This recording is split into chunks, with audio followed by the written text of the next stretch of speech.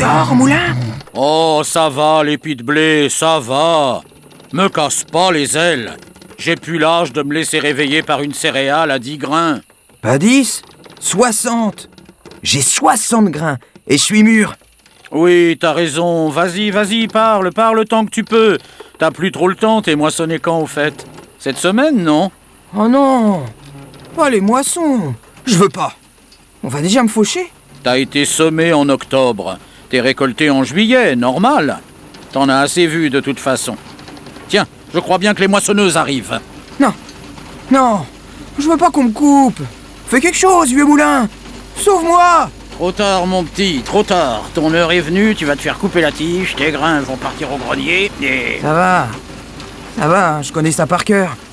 À peine nettoyés, mes grains ils seront broyés. Pour qu'on en retire l'amande, qui sert à faire la farine, qui sert à faire le pain. Ouais, je sais tout ça, hein. Il y a des vieux épis qui m'ont tout raconté. Pleure pas, mourir pour nourrir les hommes, petit, c'est un beau destin. Moi, je suis debout, mais je ne sers plus à rien. Comme tous les moulins avant, je suis juste un décor. Alors qu'avant, j'étais l'idole des plaines, le rassembleur des fermiers, le phare des moissonneurs. Ah, je peux dire que je l'ai connu, moi, la Beauce. Raconte-moi ton pays. Mon petit, tu as pris racine dans une très vieille terre, fertile depuis toujours. Déjà ici, au temps des Gaulois, on cultivait le blé. La Beauce, c'est le pays des Carnutes. Tu sais, l'un des peuples les plus puissants de la Gaule. Les Carnutes, c'est ceux qui avaient des druides qui montaient dans les arbres pour cueillir le gui. Eh oui. Mais la Beauce, c'était d'abord une vaste clairière, un lieu ouvert et défriché au milieu d'une Europe recouverte de forêts. Attention! Ah! Oula, c'est pas passé loin. Ça va? J'en étais où, moi?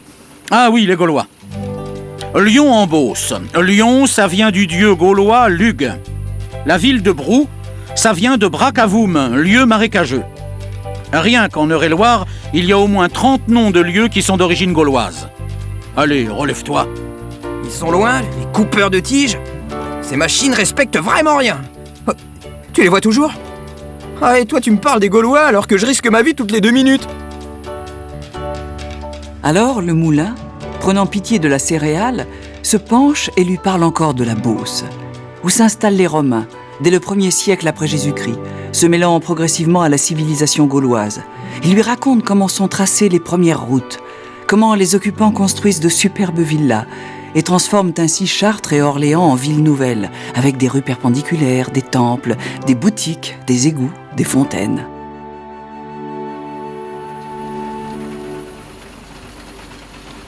Grouille, elle revient. Et je voudrais pas mourir idiot.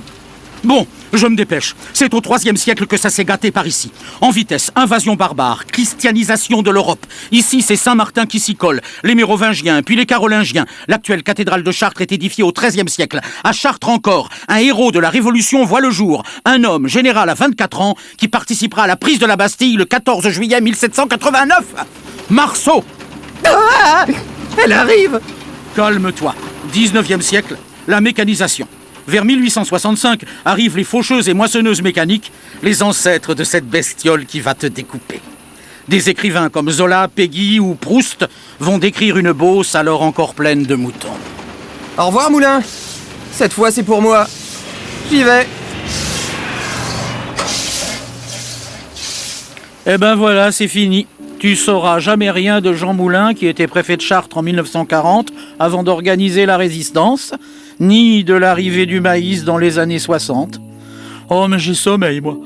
Je vais me rendormir un peu jusqu'aux prochaines moissons, dans le grenier à blé de la France. Moulin, tu dors.